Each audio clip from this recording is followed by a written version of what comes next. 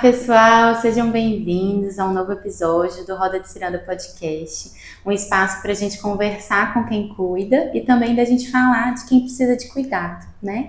E aí hoje, no mês do Dia das Mães, a gente tem uma conversa sensível e necessária, muito especial aqui, com a Júlia Saraiva, psicóloga, especializada no cuidado perinatal, para a gente falar sobre saúde mental materna. Então a gente sabe que desde a gestação, na verdade até antes da gestação acontecer, as mulheres já vão às vezes passar por processos emocionais difíceis, na gestação, no pós-parto, no puerpério, e a gente tem hoje aí profissionais que são especializados e focados nesse cuidado. Então, um prazer estar aqui com você hoje. Júlia, seja bem-vinda. Obrigada, prazer é meu, sempre muito importante, né? Sempre fico muito contente de ter esses espaços para a gente falar da saúde mental materna, né? Cada vez mais. Ótimo. E aí eu acho que para a gente começar, seria interessante das pessoas ouvirem como que foi sua trajetória para chegar nessa especialização aí, nesse foco no cuidado da saúde mental materna. Conta pra gente. Claro. Então, eu sou psicóloga. Todo mundo diria, estava crente que eu iria para a área infantil. Eu sempre fui uma pessoa que gostava muito de criança, desse mundo infantil, de estar perto, com esse contato. Era algo que me fazia bem, inclusive. Então, quando eu entrei no curso de psicologia, eu comecei a dar foco aos meus estudos nessa área, em estágio, em práticas. E aí teve um momento na prática que eu fui percebendo tanto que a saúde mental, especificamente dos pais, influenciavam nesse processo. Então, eu comecei a ver, porque a gente vê isso na literatura, nos livros, mas ver isso na prática me acendeu de uma outra forma. E aí eu fui começar a entender, estudar mais sobre isso, sobre esse impacto, como que isso podia acontecer. E fui percebendo que tinha muita pouca literatura para falar disso. Não só pouca literatura, mas profissionais que tinham esse olhar específico. Então, o que eu fui percebendo é que muitas vezes essas mães ficavam desamparadas mesmo, leva o filho, tem uma parte de orientação de pais, mas e o espaço para elas? Perfeito. E aí comecei por aí, percebendo desse lugar de inquietude, de falta, comecei a estudar e partir desse foco. Ótimo. E aí, até fazendo o link, como que a gente pode explicar para as pessoas que estão assistindo a gente do que é a saúde mental, perinatal, materna, O que isso diferencia ali, dos outros cuidados de saúde mental? E até por que da gente falar especificamente esse termo, A saúde mental perinatal é esse recorte quando eu falo de saúde mental no ciclo gravídico puerperal, que vai envolver desde quando a mulher quer engravidar, esse processo de tentativa de gravidez, que às vezes a gente tem na cabeça que é muito fácil, eu falo, eu quero, estou pronto, começo, e às vezes não é assim, leva um tempo. A própria gestação, então, quando ela já ocorre, e o período do pós-parto, que é o que a gente chama de puerpério. E isso é até interessante porque o período pós-parto, do ponto de vista médico, ele tem uma duração ali de 2-3 meses, que é quando o corpo da mulher vai ter essa recuperação depois de toda uma transformação da gestação. E do ponto de vista emocional da psicologia, a gente fala de 2 a 3 anos pós-parto. Do quanto que a gente entende que essa mudança é muito significativa, Desde a gestação, as mudanças fisiológicas, ambientais, comportamentais, emocionais, o impacto disso é tão grande que a gente fala desse período bem maior. Então, quando a gente especifica também, porque a gente está aqui falando isso no mês de maio, gravando no mês de maio, é o mês das mães, mas também criou-se uma campanha que chama Maio Furta Cor, no mês de maio, justamente pelo Dia das Mães, que tem esse objetivo de sensibilizar, de conscientizar sobre a data. Então, muita gente pergunta, mas por que uma data? Por que uma campanha para falar de saúde mental das mães? E quando a gente vê na literatura, a gente sabe que esse é o período de maior vulnerabilidade na vida de uma mulher. É o período em que ela tem maiores chances de ter um acometimento de um transtorno mental. né, comparado às outras fases da vida dela. Então, olha que importância. Sim. Mas, ao mesmo tempo, por que a gente não está falando disso? Por que a gente não tem inúmeros profissionais, né, mães buscando esse cuidado? Porque a gente tem muito também o estigma social, ainda muito forte também, né, em outros termos, a romantização da maternidade. Eu acho que a normalização desse sofrimento, né?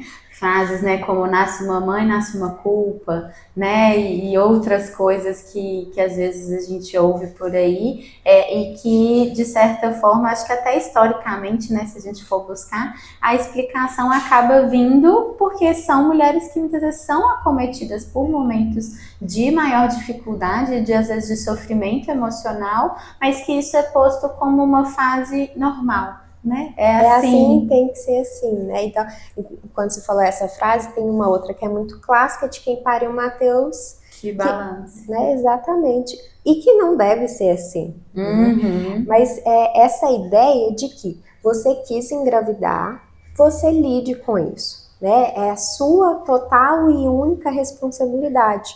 E você lide também com os desdobramentos dessa escolha, né? Quais forem. Uhum. E não deveria funcionar assim, né? Então, em nenhuma sozinha, outra né? área funciona assim. A gente não olha com esse olhar de rigidez duro para nenhuma outra área, né? Para nenhum outro contexto. Mas na maternidade isso é muito, muito demarcado. Sim. E tem os desdobramentos negativos. E quando a gente pensa de sinais de alerta, né? Desde, né, igual você falou, desde às vezes momentos de tentativas, né? E também durante a gestação, às vezes a gente já vai ter sinalizações ali de que essa mulher talvez precise de um cuidado mais próximo, de um cuidado mais individualizado, de uma atenção maior ali, principalmente ali no puerpério também, né? O que a gente pode identificar nesses momentos? Então, tem muita coisa, né? Então, assim, quando a gente fala de dados, né, até quando eu falei isso de ser o período de maior vulnerabilidade para a vida da mulher, em termos de dados, cerca de 25% das mulheres vão desenvolver um quadro de depressão pós-parto. E desse número, né, dessa quantidade, muitas vão começar ainda na gestação. Por mais que o termo seja pós-parto, essa depressão, os sinais já começam lá na gestação. Né? Então, fora isso, índices muito altos de outros diagnósticos, de ansiedade generalizada, né? A gente tem um termo de tocofobia, que é um medo muito intenso e acentuado do momento do parto, que a gente não fala sobre isso. Transtorno de estresse pós-traumático, né? Violência obstétrica. A gente não fala sobre essas coisas, sobre esses termos, sobre o que pode acontecer nesse período com uma mulher.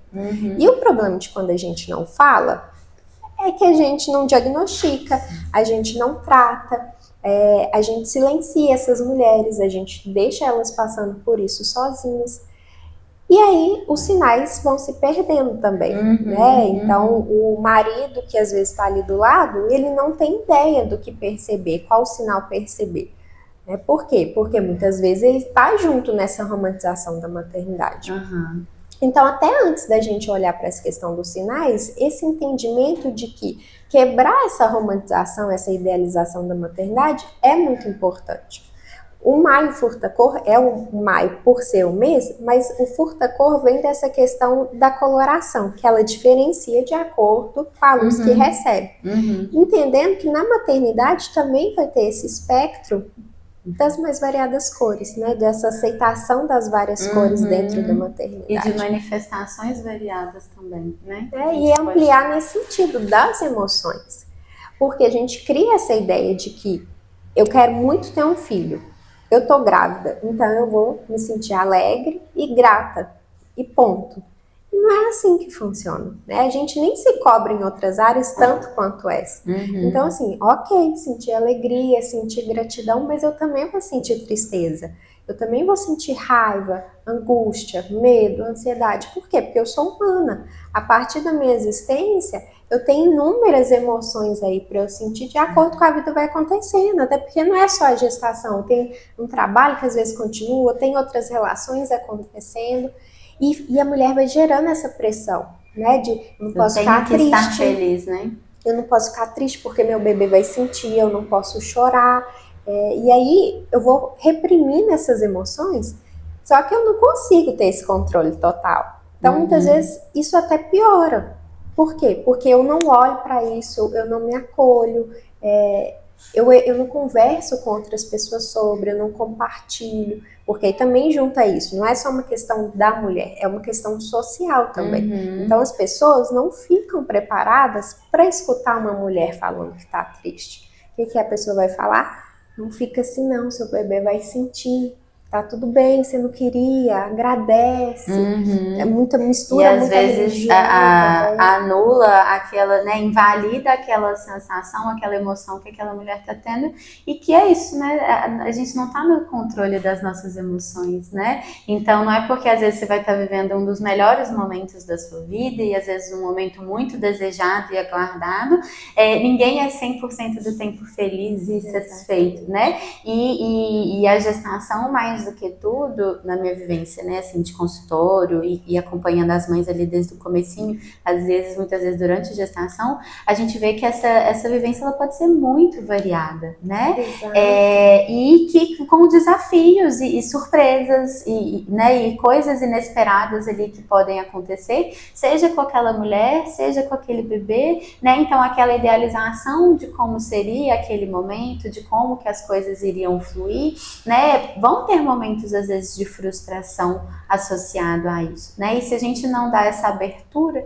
né? Se não é possível ter sensações desagradáveis durante a gestação, né? Essa mulher vai colocar onde? Né? Em que caixinha que ela vai colocar essas emoções? Elas vão ter que ir para algum lugar, né? E fica só simbolando tudo ali, porque a partir do momento que essa pessoa faz esse comentário, invalidou, a mulher não vai falar mais, né? Porque ela não vai querer ficar sentindo esse desconforto da invalidação. E aí, a partir do momento que ela não fala, ela também não consegue ter o controle de não sentir. Então ela vai sentir sozinha. E aí esse já começa a ser um dos sinais de risco também. Eu começar a sentir tudo isso sozinha e não ter esse espaço de acolhimento, não ter com quem falar, não ter uma rede de apoio. Isso vai virando fator de risco. Então, quando a gente pensa a partir do momento de gestação, de pós-parto, esses são alguns pontos. Rede de apoio é um fator de proteção muito grande. Quando é uma rede de apoio qualificada, boa, próxima, acolhedora. E ao mesmo tempo, se eu não tenho uma rede de apoio, baixo suporte social, eu tenho um grande fator de risco, né? Porque essa mulher fica sozinha nessa vivência tão intensa. Né? E assim, 100% das mulheres, nunca ouvi uma mulher falar que não teve mudança, porque é fato, muda, e muda muito. E é radical. Por mais que tenha o período da gestação ali, aqueles meses, o bebê chega de uma vez. Dá um estrago, né? Tanto é que tem muito relato de cheguei em casa, saí do hospital, no carro, já dá uma travada. E agora é meu, o que eu faço? Eu que vou lidar. Ou então a mãe, né? Tem muito esse lugar ainda da mãe acompanhar a mãe que tá aí. A avó com a mãe, né? E aí a mãe fica ali o primeiro mês, vai embora para casa e a mulher chora, e agora? Então isso é muito forte. E sem contar essa questão também, né? Porque a gente falou disso, quando a gente não fala, a gente não diagnostica, não trata e não pensa em política pública também, que é um outro tema muito importante. Porque quando a gente pensa em licença paternidade, é surreal o tempo que os pais têm. E aí o pai retorna para o trabalho. E outras demandas vão cair sobre ele, né? Ele vai ter que assumir, né? Voltar para as responsabilidades ali muito rápido. E ele tem pouco tempo, né? Até para conhecer aquele bebê, conhecer essa nova rotina, essa casa que está se reestruturando, essa mulher que está se reorganizando, né? 5 dias pós-parto, muitas mulheres ainda vão estar com dificuldades, né? Assim, né? Com dores, né? Ele vai variar muito, né? De como que foi aquele nascimento. Mas assim, ela tá ainda com uma ferida aberta, de certa forma, né? Então, aquele bebê tem muito pouco tempo que ele nasceu para ela já estar sozinha, né, ali, né, esse parceiro já ter que retomar para a rotina normal de trabalho, né, é muito cruel, eu acho que para os dois lados, né, então assim, de certa forma a gente invalida esse homem dizendo, olha, você não é necessário, né, 5 dias já está mais suficiente, tem que voltar logo ali para os seus afazeres, né, e prover, né, e prover, né, a distância, né, porque você vai estar afastando esse homem ali, esse parceiro desse núcleo ali familiar, né, e para essa família também, para esse bebê e para essa mulher que estão ficando, né, então assim, é um período muito curto, a gente vê que em outros países, né, que tem políticas mais abertas e mais flexíveis, né? A gente vê que os tempos de licença, né, falam de licença parental, né, em alguns lugares, né? Que você vai ter ali, por exemplo, 12 meses que eles vão ser fracionados entre os dois cuidadores principais ali, muitas vezes mãe e pai, né? Da maneira como aquele casal achar que vai ser melhor, né? Então, às vezes, a mulher vai ficar um pouco mais, mas o homem vai ter ali 1, 2, 3 meses para poder ficar bem próximo ali daquele núcleo, né? Então, assim, são realidades muito diferentes do que a maioria enfrenta aqui no Brasil. Muito. E, inclusive, a gente fala isso, né? Assim, de que o pai não é rede de apoio. O pai e mãe vão dividir essa parentalidade, essa corresponsabilidade. E isso dele já voltar com 5 dias já acentua muito também, né? Desses estigmas que vem junto. E não só do pai, da própria mulher também. A gente fala da questão do aleitamento exclusivo até os 6 meses. Mas muito poucas mulheres que vão conseguir ficar Não, e que muitas vezes a licença é de 4, né? Quando tem a licença vai ser de 4, mas você quer uma amamentação até os 6. E fora que a gente tem hoje um percentual muito grande de mulheres, né? Autônomas, né? Ou com outras formas ali de vínculos de trabalho e que às vezes elas vão ter uma licença maternidade menor ainda, né? Então, como que a sociedade se organiza diz muito, né? Do valor e da importância que a gente dá para esse momento de transição. Olhar ou não, né, que está acontecendo. Aí algumas mulheres juntam férias, que férias deveria ser um período de descanso, mas ela usa desse tempo ainda nesse movimento de reorganização para estar ali mais perto, mas ainda assim não bate. Então, e essa questão que a gente estava falando dos sinais de risco, para o pai também que volta com 5 dias, como que ele observa os sinais de risco? Porque isso da gente falar dos sinais de risco é muito importante, inclusive para quem está próximo, né? Não só para a mulher ter esse conhecimento, para ela compartilhar com as pessoas ao seu redor. Porque no momento que ela estiver mais vulnerável, muitas vezes essa consciência fica também mais impactada dela não conseguir reconhecer, de precisar desse outro que está próximo de perceber, não. Estão acontecendo essas alterações, esses sinais, sintomas. Então, muitas vezes, ele tem essa responsabilidade muito grande de contribuir. Vamos, né? Perceber esse padrão diferente. Abrir esse diálogo, buscar por profissionais. Porque é um período muito rápido, né? Muito curto, com tudo acontecendo. E aí, o bebê também tem com muitas necessidades, muitas. Né? Ele precisando muito desse recurso, que a mãe não, muitas vezes esse processo, né? Ela não consegue se olhar porque ela está muito voltada para o bebê. Então, quem vai olhar para essa mãe? Quem vai olhar para essa mulher? Por isso que a rede de apoio, a avó, né, a mãe, ter esse olhar juntamente com o pai.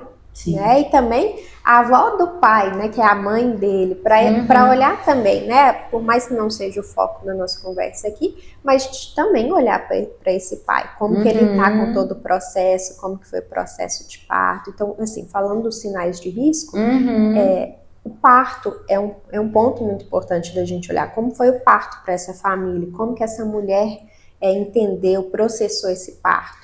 Por quê? Partos mais traumáticos, partos mais negativos, a gente sabe que tem um grande fator de risco para um adoecimento posterior, principalmente um transtorno de estresse pós-traumático, que a mulher vai ficar revivendo tudo isso. E aí pode ter comorbidades juntas, como uma depressão, um transtorno de ansiedade. A questão da amamentação. Então, iniciar esse processo. não é fácil para todas as mulheres. Diria que para a maioria não vai ser simples. E a romantização, a sociedade qual é o quê? É natural, você vai colocar o bebê, aquela imagem, ele vai pegar, vai mamar, vai se nutrir, vocês vão vincular. É intuitivo. Perfeito. Que é outro ponto. Inclusive, assim, maternidade não é instintiva. Né? A gente fala sobre comportamentos aprendidos ao longo da espécie. Então, esse olhar de instintivo gera muito adoecimento, relaciona muito com o adoecimento. Porque não é instintivo, né? Precisa de um processo ali. Como que faz diferença buscar conhecimento antes sobre a amamentação, como que é esse processo, ter profissionais por perto para auxiliar nisso. E vamos supor que dentro disso tudo não vai ser possível a amamentação. De ter esse acolhimento de que a amamentação não é o único lugar exclusivo para criar vinculação. Isso é muito forte, as mulheres ficam muito frustradas, com muito medo de que não vinculem com o bebê, né? Mas isso também está muito associado com a imagem que se passa, né? De vamos amamentar porque amamentar é onde se forma o vínculo. Então a amamentação também é um ponto de cuidado, porque se tiver acontecendo algo durante esse processo de estar ruim, de estar difícil, de estar doloroso, também pode se tornar um fator de risco. Né? A rede de apoio, a gente falou isso, né? De ter a pessoa, mas também ter pessoas em que não são acolhedoras também se torna um risco. Então, pessoas que trazem muito conselhos, palpites, questionamentos, né? Essa não escuta, isso também traz uma implicação. Uma coisa também de se atentar, assim, número de visitas. Parece uma coisa banal, mas essa mulher não receber ninguém, e eu não estou falando com relação ao bebê, porque tem essa questão também do cuidado, né, da imunidade dele. Mas assim, para esse olhar para a família, para a mulher, ao longo do tempo, né, a gente também não está falando só no primeiro mês nesse caso, ao longo desses 3 anos também do bebê. Como que é esse número de visitas? Ninguém visita? Por que será? Ou visita muito? Também é um fator, porque ao mesmo tempo que ter esse apoio é importante, mas ter essa quantidade de gente o tempo inteiro, muito intenso, é importante que a mulher, que o pai, que essa família tenha esse momento também deles se descobrirem, deles se descobrirem enquanto pais, né, enquanto mãe, criar até essa formação de vínculo também. Então, isso também é uma coisa, porque ter demais, será que pode ter uma insegurança por trás disso? Né? O que está acontecendo nesse processo? Com relação a sintomas também. Então, isso acho interessante a gente falar. Choro muito frequente, intenso, né, que não passa. É comum o choro existir. O choro em si não é um problema, o choro é uma expressão, né? Mas entender desse significado, desse lugar de o que está acontecendo, que esse choro está vindo, que sentimento que está por trás disso. E a frequência e intensidade é algo que se torna esse parâmetro para a gente, né? Então, o primeiro ano todo do meu filho, eu choro quase que o tempo inteiro, aí a gente tem um fator de risco, a gente precisa desse cuidado especializado. E tem a questão do blues, né, Júlia, assim, que a gente sabe que a maioria das mulheres vai ter, né, que aí quando a gente fala do blues puerperal, a incidência dele é muito maior do que da depressão pós-parto, né, e que é muito relacionado até também com a flutuação hormonal, né, com todas as alterações físicas ali que acontecem no corpo dessa mulher logo após o nascimento. Mas, né, até o que eu converso muito com as mães, né, no consultório e tudo, é que o blues, ele vai ter uma duração muito menor, né, então, né, tem mulheres ali que vão ser ali alguns dias, tem algumas que às vezes vai durar ali 1, 2 semanas, né, com essa sensibilidade, né, elas trazem muito assim de estar a flor da pele, né, assim, né, então é um choro, né, que não necessariamente ele é só de tristeza, né, mas que tudo emociona muito, né, trazem muitas emoções ali para essa mulher, mas que é diferente de quando a gente vê, né, às vezes se instalando um quadro de depressão, né? Sim, né, e é muito importante da gente falar do baby blues, porque a maioria das mulheres não sabe, tem os filhos e aí depois de muito tempo que vai descobrir. Que vai entender, então aquilo que eu senti... Era isso. E você falou da incidência ser maior, é cerca de 80% das mulheres. Então, 8 de cada 10 mulheres vão sentir isso. A maioria não sabe e se assusta. Por quê? Um dos sintomas principais é essa labilidade emocional, essa mudança de eu mudo o sentimento muito rápido, o choro fica muito frequente, fica muito sensível essa parte dos pensamentos também.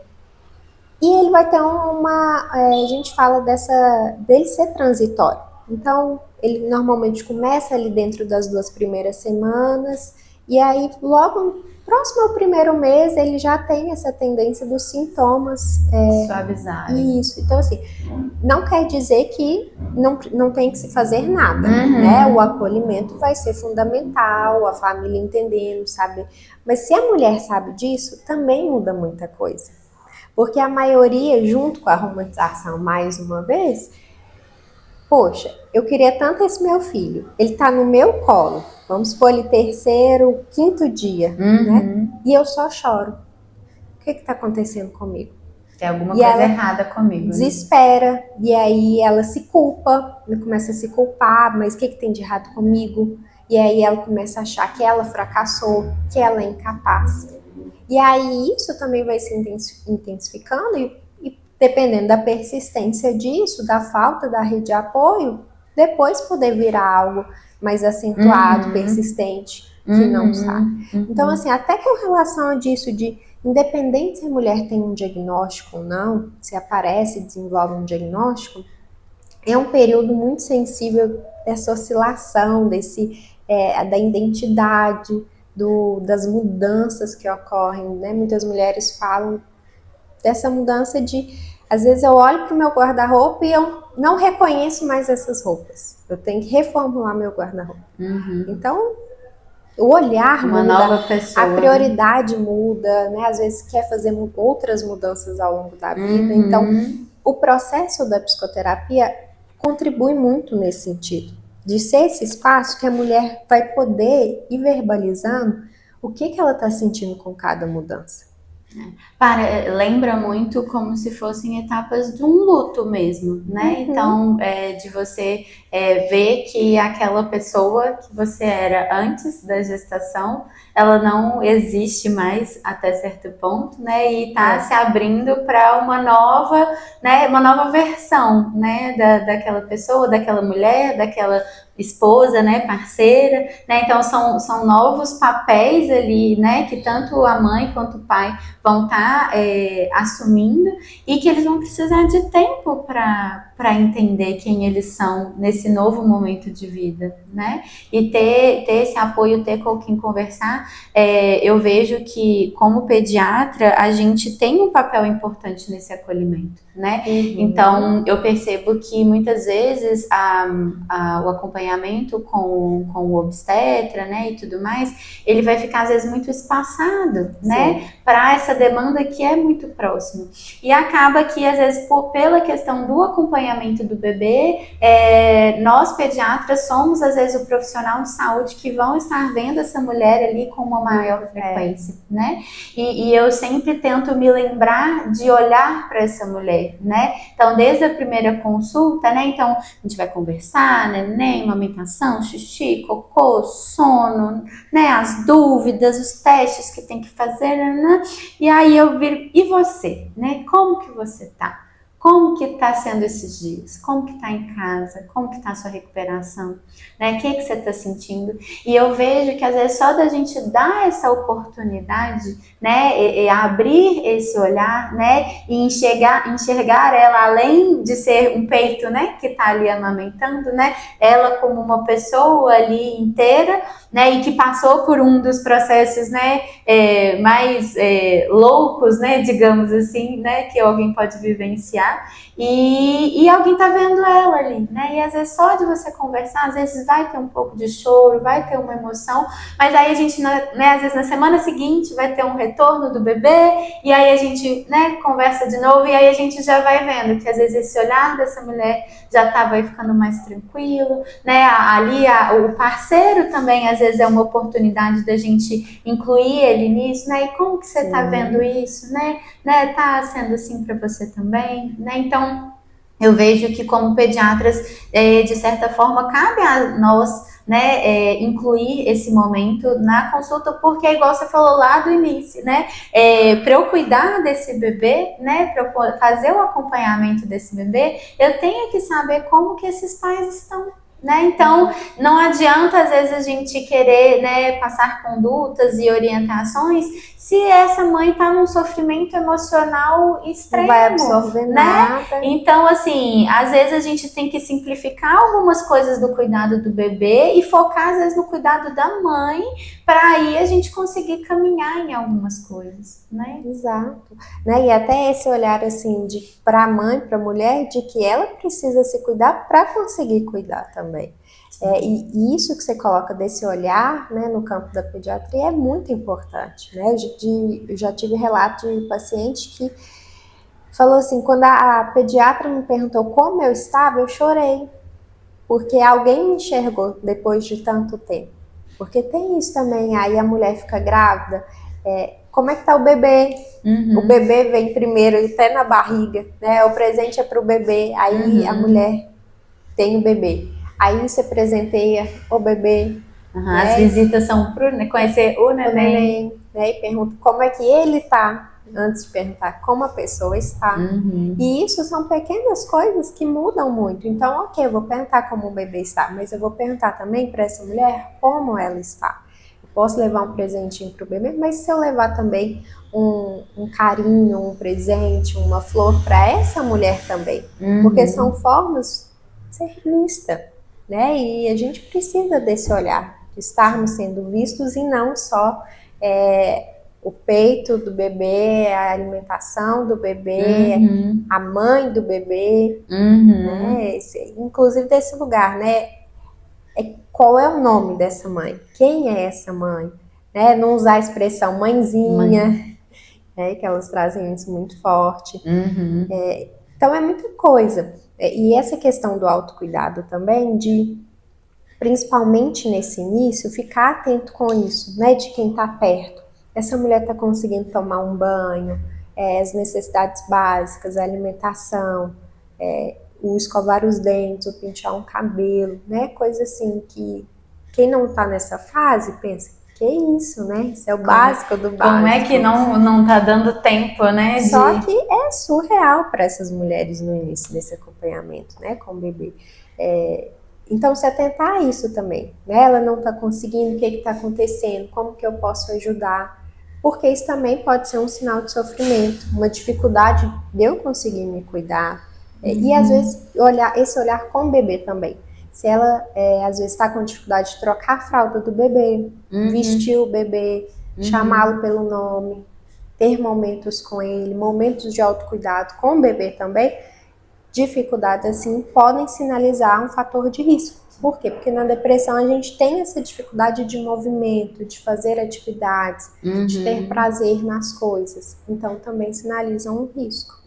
O que eu vejo da romantização também, que às vezes ela traz até para a própria mulher a dificuldade de permitir que a ajuda aconteça, né? Então, a pressão para que, né, o desempenho dessa mãe seja tão excelente, né, faça com que ela acredite que às vezes só ela que sabe fazer ou, né, cuidar, né, ou manusear ou ajudar aquele neném, né? E isso às vezes dificulta que, por exemplo, esse parceiro, essa rede de apoio, né, que tiver também ali por perto, alcance, né? Então, isso também é muito frequente de acontecer. E assim, a mulher, ela fica ali tão próxima nesse cuidado, de que no início ela vai ter uma dificuldade, ela tá aprendendo, mas depois ela pega o jeito e ela fica muito boa nesse cuidado. Só que tem que ter essa atenção também, porque aí o pai que volta lá com 5 dias, vai olhar e às vezes pensa, não, mas você que sabe fazer isso, não, você que dá banho bem, não, você que sabe trocar a fralda. Ele fica tranquilo com você. Você que sabe o que ele tá sentindo. Não, ele dorme com você. E aí esquece desse olhar de que a mulher aprendeu tudo isso. E que ela treinou aquilo, né? Infinitas vezes. Não é que ela nasceu sabendo, não é que já tinha essa coisa do instinto, não, foi tudo aprendizagem. E o pai também pode aprender. Só que aí fica nessa dificuldade. O pai tem esse olhar de que a mãe faz muito bem, então melhor ficar por isso. E a mulher de que aí muitas vezes, como ela já está nesse processo mais avançado, vamos dizer assim, com relação ao pai, quando ele vai fazer... Nessa curva de aprendizado. Também fica aquela angústia do tipo, ai meu Deus, olha como que ele tá trocando a fralda. Já, né, já tá num outro nível de eu troco melhor do banho, nossa, que desajeitado. Então, a gente fala muito nisso também, de deixar esse processo, permitir que os pais entrem nesse contexto, que eles errem. Mas deu tempo para que ele possa fazer essa participação, porque acaba ficando incongruente o tempo da mulher e do homem. Os ritmos vão ser diferentes, né? E tá tudo bem, né? Do ritmo de aprendizado ali ser diferente. Eu falo até que a questão de cair a ficha mesmo, né? Da maternidade e da paternidade, né? Às vezes vão ser linhas de tempo muito diferentes também, né? Em que alguns termos chega até a ser um pouco cruel para a mulher, que ela não tem muito esse tempo de pensar, né? Então é o bebê aqui e eu tenho que lidar com isso e é isso. E às vezes para o homem ele acaba tendo esse processo de, né, ter um tempo diferente. Então até isso para a mulher também é importante ela ter esse espaço de processar isso. Processar a diferença da relação, porque as relações mudam, né? Isso pode ser um fator de sofrimento também para o homem, para a mulher. Então, muita coisa. Muita coisa. E quando a gente pensa, né, como conversar, né, qual que pode ser a abordagem que a gente pode tentar fazer com uma mulher que estiver com um processo de sofrimento, de dificuldades emocionais, sem eu trazer os julgamentos, né, sem os palpites, né, mas com empatia, que eu possa ajudar a estar realmente presente. Como que uma rede de apoio pode estar realmente presente para uma mulher no momento de puerpério? O que eu vejo como muito importante é a escuta. Muitas pessoas ficam incomodadas assim de achar que precisa ter essa necessidade de falar alguma coisa, né? E na verdade a escuta é fazer alguma coisa. E isso é muito importante. Por quê? Porque eu me abro para escutar a experiência dessa mulher como ela é. E aí eu escuto e depois eu entendo. Ela quer um conselho? Ela quer uma ajuda prática? O que ela espera disso? E eu posso perguntar. Eu não preciso vir com aquilo pronto. E aí, às vezes, eu vou dar um conselho e a mulher não quer. Ela queria ter falado, se sente bem tendo falado. Mas, às vezes, não. Ela quer o conselho, ela quer uma ajuda prática, uma resolução, porque ela não está conseguindo ver. E aí, se você consegue oferecer, ótimo. Mas eu acho que o primeiro movimento é respira. Não precisa sair falando de uma vez o que está pensando, processa melhor o que você quer falar. Não, será que eu realmente vou falar isso? Tem muito essa coisa também da curiosidade. Então, assim, calma. Se for uma pergunta para atender só a minha curiosidade, será mesmo que eu preciso fazer? Será que eu posso me aquietar com isso? Né? E esse processo de escuta, assim, deixa eu escutar essa mãe. O que ela quer falar? Aí ela fala de uma experiência que foi ruim e que eu também tenho. Mas calma, né? Assim, escuta dessa mulher primeiro, porque muitas vezes a gente vai querer colocar. E esse é o momento da mulher, né? Depois você pode ter um momento para falar da sua dor com ela ou com uma outra pessoa. Mas senão a gente também entra naquela disputa, quem sofre mais? Quem tem uma dor maior? E às vezes isso até com as próprias avós. A gente está numa mudança de geração muito grande, mudaram muito as orientações. E às vezes isso vem como uma dor para a avó, do tipo, no meu tempo não era assim, eu passei por isso. E aí agora, né, tá trazendo isso como um tema sensível. Mas que essas avós trabalhem isso primeiro, tem esse espaço também de fazer a própria psicoterapia, entender como foi sofrido, mas para conseguir escutar a filha. Né? Tem essa divergência muito grande de orientações, né, de como que foi o cuidado com a mulher lá atrás, que também era muito invisível, mas de dar esse espaço nesse momento. Sim, porque a questão tem que estar no presente, né, no agora, e o agora vai estar falando daquela mulher naquela situação, né, que não invalida o que outras mulheres, né, outras pessoas ali daquela família passaram, mas agora quem está passando por aquilo é aquela mulher, né? Então a gente ouvir dela primeiro o que ela tá precisando, e eu vejo que as avós, e como mães, né, também, né, mãe da mãe, né, a angústia de querer tirar aquele sofrimento, né, ou de querer resolver aquilo, né, e tem algumas coisas que a vida apresenta e que ela vai ter que passar, mas ela não precisa passar por aquilo sozinha.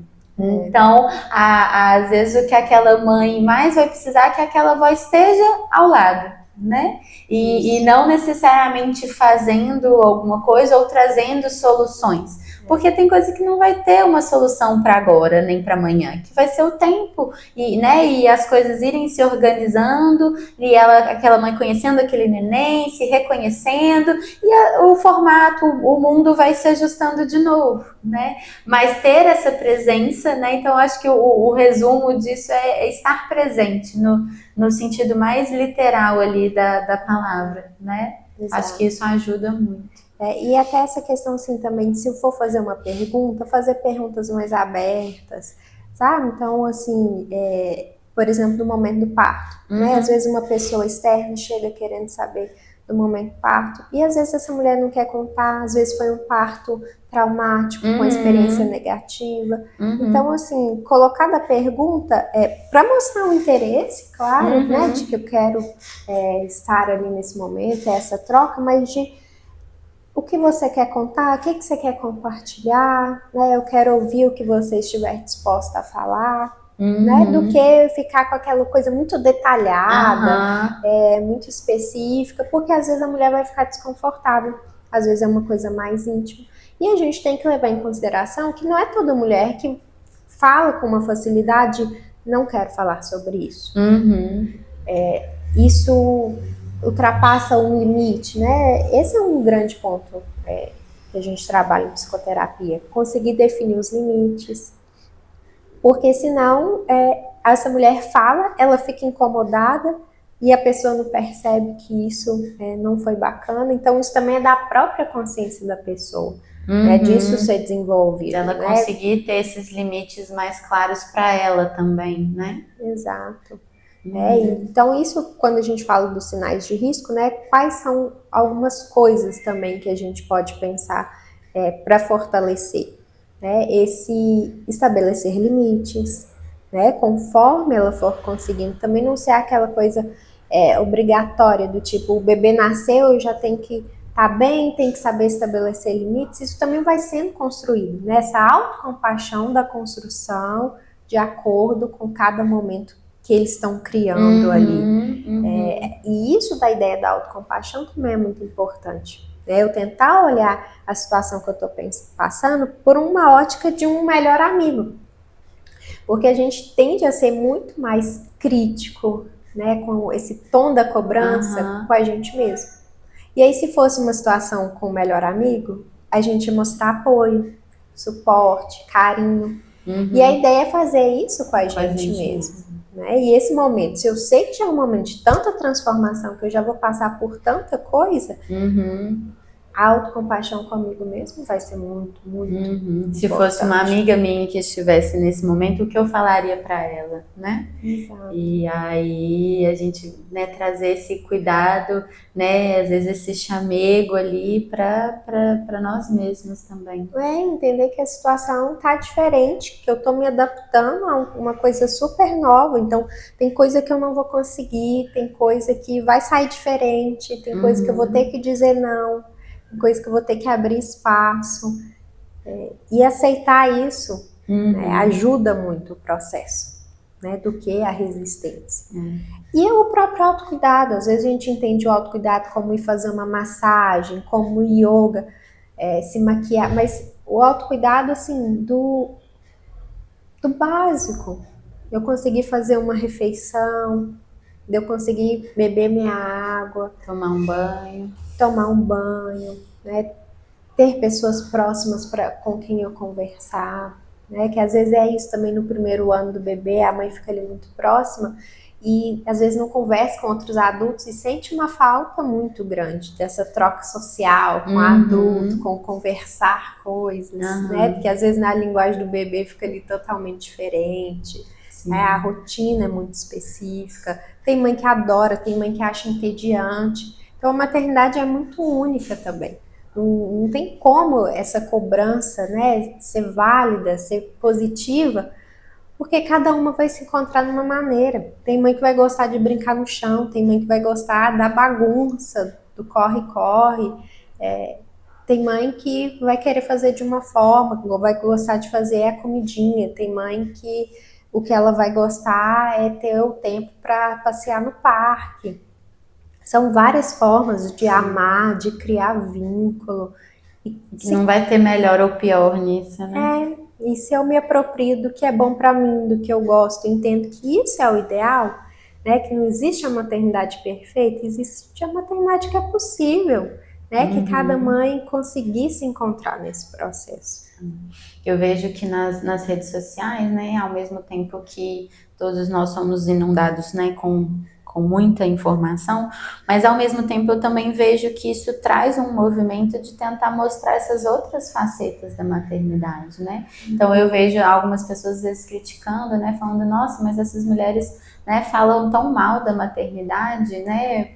Por que elas queriam ser mães, né? Então, não é sobre isso, né? Mas é sobre mostrar esse outro olhar, porque o romantizado já é inundado o tempo todo, né? Então, desde quando a gente é criancinha ali, como a gente ensina as nossas crianças meninas, né, pequenas a brincar, né, quais os tipos de brinquedo que elas são expostas, né, então desse cuidado ali que é ensinado o tempo todo para as mulheres desde pequena, a gente já tem essa versão, esse chip ali, ele já vem colocado na gente, né, por uma pressão externa muito grande. Agora, falar sobre essas dificuldades, sobre ter momentos, né, de querer ficar sozinha. Você ama muito o seu filho, mas você quer ficar sozinha. E isso não te faz menos mãe, né? Ou você não gostar de sentar para brincar no chão com a sua criança. Isso não vai te fazer menos mãe, né? Então, eu acho que tem tido alguns movimentos interessantes em relação a isso, das mulheres poderem se posicionar dessas outras versões, né? Das mulheres, ao mesmo tempo, as que escolhem o trabalho em casa, né, com a família, e das mulheres que não querem abrir mão da carreira e de outras formas de trabalho, porque são trabalhos do mesmo jeito, e das que vão assumir os dois trabalhos, né? Então, eu acho que a gente ter essa versão multifacetada é o que, na verdade, tenta se aproximar um pouco mais do que realmente é a maternidade. Porque é isso, não vai ter uma solução, uma resposta única que vá atender a realidade de todas as mulheres. A ideia não é criticar, né? A ideia não é para falar para não ter filhos, a ideia é só trazer o real, ele é como ele é, e ele pode ser bonito no meio disso, mas ele também pode ser desafiador, difícil, então, assim como outras áreas da vida, estar aberta a essa aceitação de sentir tudo, né? Todo como que ele virá. Alguns momentos vão ser mais fáceis, outros mais difíceis, alguns mais legais, alguns chatos, alguns por obrigação, outros por prazeres. E é esse movimento, né? Só tirar essa cortina que foi colocada do que era mais difícil, deixado só o que era belo e mostrar a coisa toda como ela é. Porque isso, inclusive, era um ponto para as mulheres de, às vezes, ali no início, se perguntarem por que ninguém me falou. Como seria? Por que minha mãe não me falou que isso ia acontecer também? Então, as mulheres querem saber, é importante saber para esse processo, inclusive, de a melhor forma que eu vou lidar, né? Quando eu vou buscar acolhimento, quando eu vou buscar ajuda. Tirar esse estigma de que aí eu vou fazer terapia e eu sou pior por isso, porque significa que eu não dei conta, que eu fracassei. A gente precisa ampliar muito isso que fica muito demarcado do fracasso, né, dessa associação de mulher, mãe e dependendo das muitas variáveis, vir com isso, fracassei. Né? Precisei de ajuda, né? Não dei conta. Porque a gente fala muito isso, de ter a rede de apoio, de ter ajuda, né? Se não sendo mãe, ouvindo isso, então ajude uma mãe, escute uma mãe. Mas também tem isso, de que muitas vezes para as mulheres vão ser muito difícil aceitar ajuda pela ideia construída de que ela ia ter que dar conta, que ela lide com isso, e que se ela aceitar ajuda, ela tá fracassando, que ela é insuficiente. Isso é um sentimento muito forte, é uma coisa muito forte que, para ser desconstruída, é um grande processo, né? E é cruel para as mulheres. Quanto mais a gente possa falar sobre isso, reconhecer a vulnerabilidade do período, ampliar o acolhimento, porque tem isso também, aí a gente fala sobre essa vulnerabilidade, quantas pessoas que falam, bobagem, isso não é nada, depressão pós-parto não existe, a mulher não está sofrendo, olha para você ver, tá com o bebê dela, coisa mais grata, mais fofinha, tem que estar ótima. A gente precisa quebrar isso e ampliar esse olhar de cuidado.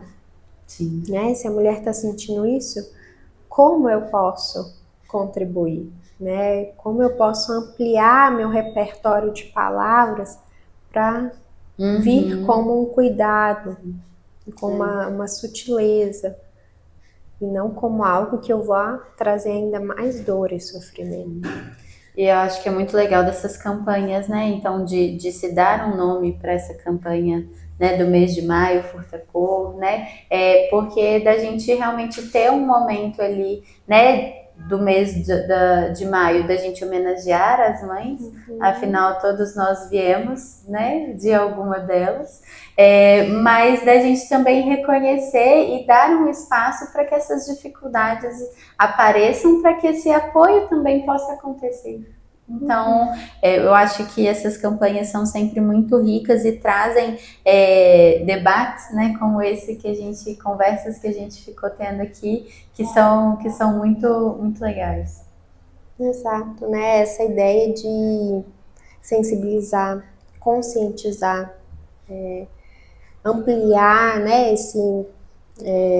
as políticas públicas, esse olhar maior, né, também de tanto do quem está do meu lado, que é essa mulher que está ao meu lado, mas também nesse nível macro, né, de a conta não está batendo, o que a gente faz, né, será que a gente está vendo isso tudo, né, qual que é essa perspectiva, e lutar por isso também, né, e buscar fazer essa mudança, né, e eu acho que uma das mudanças a gente começa ampliando a conversa, né, sensibilizando, dando espaço. Fazendo. Perfeito. Ai, que ótimo, Júlia. Acho que a gente conversou assim muito e bastante aí sobre pontos muito importantes. Foi um prazer ter você aqui hoje. Também. Em breve aí o episódio vai estar completo nas nossas redes sociais. Pessoal, sigam acompanhando. A ideia é sempre da gente trazer, né, assuntos que são relevantes para o cuidado com a família como um todo, né, da criança, mas de toda essa rede aí que envolve também esses pequenos.